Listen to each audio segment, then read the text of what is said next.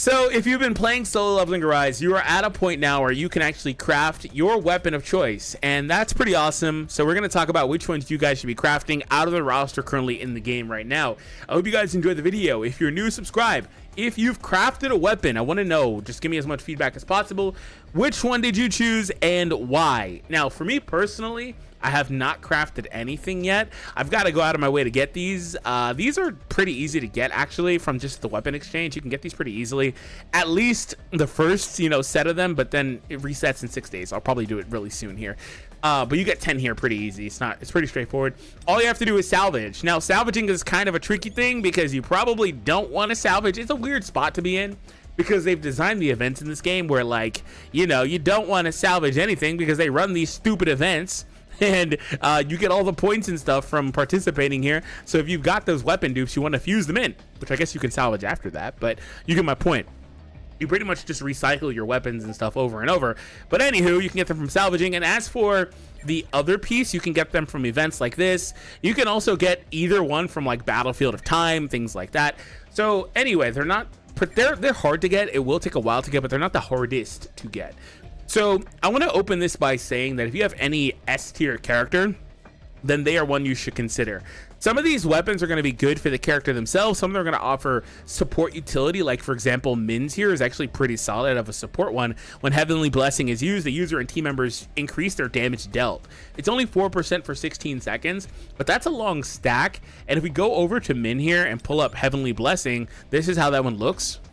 It's the ultimate. So with Min, he's an interesting character because I think you want to spam his ultimate as much as you can, and you can do that by giving him things like, the cooldown reduction set for this, power gauge increasing weapons or items, whatever it is. I think you want to spam his ultimate as much as possible, so you can kind of get it consistently. And so if you get that, you combo the effects here with a critical damage up if he's in disguise.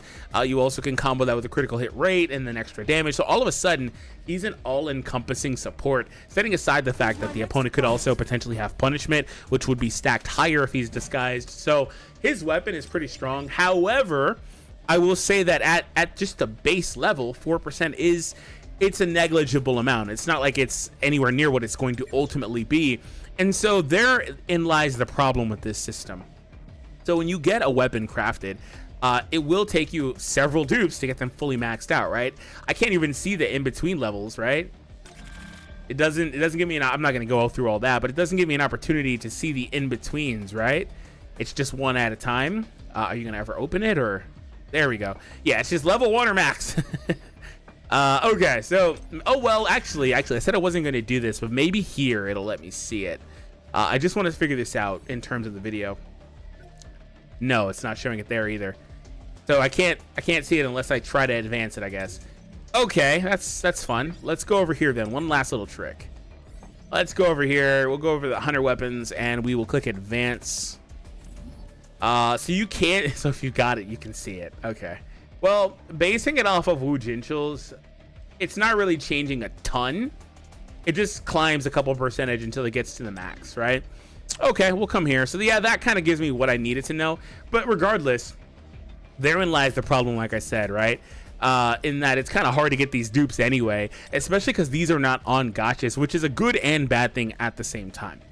So anyway, going back to it, like I was saying, if you have an S tier character, I would consider that being a weapon that you craft. Whether it's for Emma, she obviously deserves it.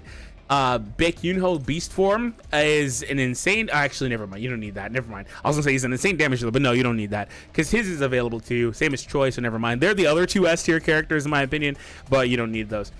So Emma or Seo, in my opinion, jump to the top of the list because of their usability widespread in the game. They're two amazing characters, two characters that everybody should be trying to get if you don't have them already, and they're very usable in pretty much any content you take them to for various reasons. Now, let's go ahead and go through individually, starting with Dong-suk. So anyway, no, this is Dong-Su, right? So anyway, if you haven't already, by the way, be sure to subscribe and hit that thumbs up. If you enjoy the video, I would greatly appreciate it if you hit that thumbs up. You see the video below, our goal of 400, help us hit it. I'd appreciate it once again. So starting things off with Dong-Su here, the user's win damage increases by 4%, increases the user's basic skill damage by 3% when the Impulsive Revenge of Madness effect activates, stacking up to 4 times. So to really understand what some of these weapons like this one do, you kind of have to really have a deeper understanding of the character kits. I don't personally have a ton of experience with Dongsu. I haven't tried him too much. I used him a little bit, but I just know that he was able to spam his skills similar to Seo a little bit, if I remember properly. So anyway, oh, this is what I was going to say. So anyway, I don't really think that I would go for that. But the reason I brought up the whole dupe thing is because my next piece of advice is you may be better off picking a weapon and advancing it throughout. You may be better off doing that. I think if you try to go too wide in this game, you may hit some snags trying to craft all these weapons, and just bear in mind that they'll add more in the future. However, with a new character, maybe they'll be free, like at least for the first couple copies, like these three were, because really we got Woo Jinchul's as well for free by logging in. So maybe that'll happen, but we'll see what happens in the future. But I think if you try to go too wide and craft say his, then hers, you want to go through it that way, that may be a little bit too much resource investment. It may be cleaner to just go through with one, right? It doesn't look like they climb all too much. It's the same ratio through and through. So that's good. That's actually really good. So keep that in mind too. All right, so we already kind of talked about Min's. I think his is solid as a support. Min is one of those characters that if you plug him into your team, he's a win more character. He's super strong. However, you sometimes run into problems with Min or other characters like Min, whether they're supports or not, where they don't have the break gauge, and sometimes that can be kind of tricky for you. The break gauge destruction or destroy break, whatever you want to call it, they don't interact with that mechanic, so it can be kind of tricky, right? But nonetheless, I think he's a great character, easily one of the best ones in the game currently, and definitely worth having. So Emma, arguably the best character in the game here, increases damage dealt to targets affected by the break by 4%. Speaking of break, when heat absorption activates, the user's damage dealt increases by 1.5%, stacking up to 4 times. That's kind of insane. That's kind of insane. So with heat absorption, she gets defense and HP and shields, and then with that weapon, she gets attack too. So that's going to be particularly interesting as it pertains to her. Another little tricky thing with these characters is, and I don't understand this personally, what they're trying to do here, because how important is the attack stat on a character like this that does nothing off of attack? That's something to consider. I need the answer to this question. How important is it? Because her basics are scaling off of HP, her core attack as well, her ultimates, nothing is scaling off of attack. Everything she's doing is based off of her HP. So I assume the way that the game calculates this is it still takes into consideration the attack stat to a degree. But nonetheless, that's kind of how she's kind of built. But nonetheless, that's also just insane for her. So I would totally consider building that. But it leverages, or depends on, how much the game leverages that attack stat on a character like her that does not need it necessarily to function, to play, right? So next we're going to go through and we're going to take a look at the next one on our list. We're not worried about Woo Jinchul because we kind of got this one for free. But the user's attacks ignore 2% of the target's defense. I'm going to keep it really short and sweet. Despite the fact we get this for free, he's not the greatest character. I think he's a fun support character for Jiwoo in player mode, but you don't really need that. Not gonna worry about Choi, but I will throw a bone to people in the future that may or may not get him. I don't know what the plan is with this. I don't know when they're gonna rerun Choi, and if they rerun Choi, will he be on as a backup character on one of these gachas? Will he be featured, with the rate up? Will they just rerun his banner in his previous state? Will they rerun the event that gave this weapon? Speaking of which, Baek Yoonho should be gone, and his event as well will be gone by then. Are they going to do the same thing? I don't know. But this weapon is good. Increases the attack, and when attacking targets burned by Choi, the target's defense goes down. He just shreds. He shreds with this. So if in the future you have Choi somehow and they haven't reran his event somehow for some reason, that one I would consider. It just kind of would suck, right? Because you don't have it, right? So Lim is a character I do not own. He's the only character in the game I do not own. Increases the user's dark damage by 4%. When they use a basic attack within 10 seconds after using Quick Attack Typhoon, it increases their attack by 6% for 30 seconds. So Lim is actually a really high skill character in the game. I don't really know that there's too many of those in the game, but I do think that Lim could actually peak very highly offensively. I think Bora also has a crit focused kit, so we'll see what they do for her here. Increases the user's attack. Targets hit by the user's strengthening charm have both the damage they take from critical hits and their chance of receiving critical hit damage increased by 2.5. Ooh. This is the damn good one. I think Bora's problem is that most people are using her just as a buff bot with the charms, They're not using her as a damage dealer, but she's got a heavy critical focus. She's made to be a damage dealer. She reduces, their defense. She does that dark damage up increase. I think Bora is a character that, because she doesn't have break, things like that, people are not going to really pay a ton of attention to her. Her modifiers also aren't the craziest. Yeah, 8 seconds though. And there's a buff there, reduces debuffs. I think Bora, this does no damage. Okay. Oh no, here it is. I think Bora is a character that is going to heavily get overlooked. She's probably going to be the most volatile character on most people's lists, where it's like she's super good or she's not, right? But nonetheless, though, I don't think I ever will hit a point where I'm building her as a damage dealer, but she is designed to be a attack-based character that has access to all the critical hits. I just don't think that regardless of how much you use her, that you should really build that, in my own personal opinion, that weapon for her. But the weapon is a good one. I just think that if it was on a different character, it would be better. That effect that it has also is the same effect that I think, who is it? Chahayin has? It's one of the, it's her or Alicia, but one of those characters has that exact same effect in it, which is a really strong effect. Forcing the opponent to take more criticals is really strong. Also, this is particularly strong because it's not buffing her, it's debuffing the opponent.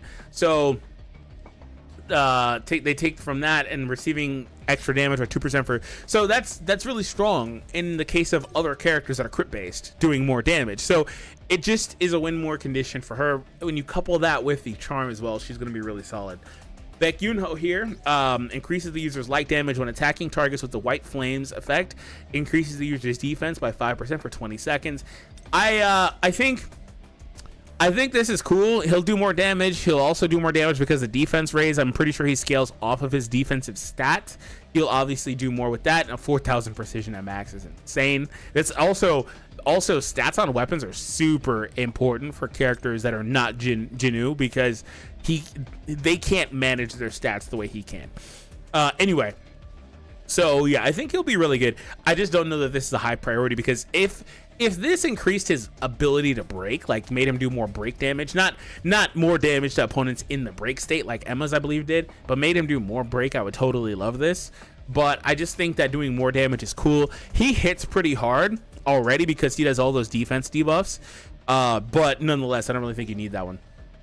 And this one here, same as Choi, it's a free one currently ongoing that, like, if you wanted it, you could go for it later in the future. It's actually extremely strong. I think this is easily one of the better ones because it has the HP burn effect, so they literally didn't hold this one back too much. It increased at 30, at max up, it goes 30%. That's insane because he uses his basic attack and core attack so much, right? So this isn't interacting with the core attack, but he's spamming basics is my point. So yeah, this is insane. 8% here. It's probably like 10% with a dupe in it, which is where most people like myself are going to get it. I'm not getting a second dupe. The event's just too hard to do that, but one for sure. I'm really close to one. So when it hits, it takes your HP off, but deals extra damage equal to the HP of the target. So that's also insane. It's like he's doing extra damage and then he's peeling their life off based on the amount of HP that they have in exchange for his own HP going down. And on top of that, this is triggering every time he lands a hit, which is why the cooldown is, well, I don't know if it's every time, but within a 1 second cooldown, it's going to trigger repeatedly. And then he also has the bleeds and stuff. So like, this is an insane weapon. It's just, again, it feeds probably too deeply into his HP problems. So since he's constantly designed to exist in a state of low HP, he kind of dies kind of easily. So it's kind of a weird weapon for him, kind of a weird state that he plays in, but it fits perfectly. And then so we have CO here, who, in my opinion, if it wasn't clear earlier, is one that you should definitely craft. So I don't really have any questions or concerns about this one, similar to Emma, because it doesn't interact with anything that they're not scaling off of. So CO, it took me a while to get here, but mainly because she's at the very end. If it wasn't clear, I think CO is the one you get. Especially if you've got CO with like a dupe or two in her, I think you easily go here. I think this one's really strong. Increases the user's critical hit damage by 5%, and when she uses Water, Dragon Rush, Lightning Kick, heavy attack versions of those as well, you know how she has the basic version of those skills, and then there's the heavy attack enhanced versions of them.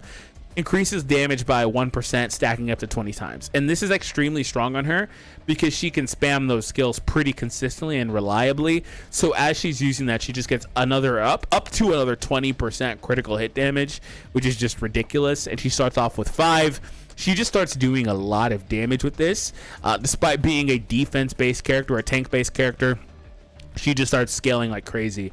Also, I assume all the weapons did have this, but I feel like I didn't see it, but that could just be because I didn't click it. Yeah. So all the weapons are doing also at max the 15% stat increases, which is really strong. Anyway, I know that it's there. I feel like that's the first time I've seen it in the video. But at max level, it's 20 and 6. God dang, dude, 6 up to 20 stacks. That's kind of crazy. And setting is, she's just gonna, her crits are gonna blow everybody up, right? Just gonna blow everyone up. I don't know if toughness is her best set right now, but it damn sure will be when you get this. I think why these weapons are so goddamn busted is because we are going to hit a point where, like I mentioned earlier, I think currently with the resources available, you probably just pick one and go all in on it. However, I think that the game's going to get to a point where if you are, when you finally get to the max level on this, given that this also isn't just a 5, it's the 5, what do they call dimensional advancement? This is like 10 dupes in, right? 12, whatever the number is, it's far away, right? So well, I guess 11 copies is what it is, right? Anyway, moving on. It's deep into it. So by the time you get there, you will have a lot of time has passed. The character probably has been power crept to a degree. They're probably not as good, as useful, etc. So this is going to give them almost like a second life, or like a Zenkai awakening if you play the Dragon Ball games or things like that. Like, you know what I'm saying, where they go. It's basically a balance change when you eventually get that. Also, I think at that point it could get kind of tricky because I'm not sure I recommended going 5. I'm not sure I recommend going 11 deep, or 10 deep is what it is, but you get my point. 10 dupes in, 11 for the base one. So I mean, that's a lot of resources. 44 of these will take a while to get. I got 5 and I've been playing for a couple of months now. To be fair, I could have double this if I took Battlefield time more seriously, probably, right? So that's kind of how things were a little bit tricky. So hopefully you guys enjoyed this video. To recap, the best character ones to get are going to be, in my opinion, Min, I think, is a solid. Emma's would be solid if I understood it better. I think she's a little bit of a question mark. Obviously, the characters like these two, the characters that they've given us for free, aside from Wu Jinchul, are really good ones. It's just kind of tricky because I don't know when they're going to get reran, and I would not tell you to craft, obviously, right now, the Baek Yoonho one, because you can get it right now easy, right? And then other than that, CO's is amazing. So those are the ones I would recommend crafting. You can't craft any for Jiwoo as well, so that's fine. So that's pretty much it, guys. I hope you all enjoyed. Once again, hit that thumbs up. I'd greatly appreciate it. See you later.